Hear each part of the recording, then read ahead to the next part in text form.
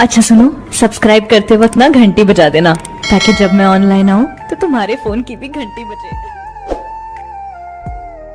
मुझे अब डर नहीं लगता किसी के दूर जाने से, ताल्लुक टूट जाने से, किसी के मान जाने से, किसी के रूठ जाने से।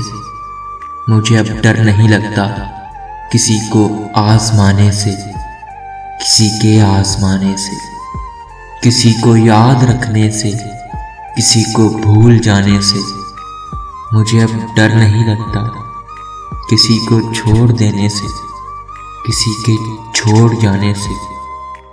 न शम्मा को जलाने से, न शम्मा को बुझाने से। मुझे अब डर नहीं लगता अकेले मुस्कुराने से, कभी आंसू बहाने से। ना इस सारे ज़माने से, हकीकत से, ना फसाने से।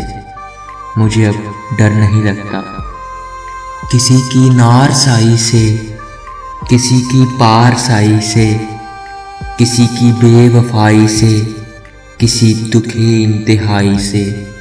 मुझे अब डर नहीं लगता, ना तो इस पार रहने से, ना तो उस पार रहने से, ना अपनी जिंदगानी से, ना एक दिन मौत आने से।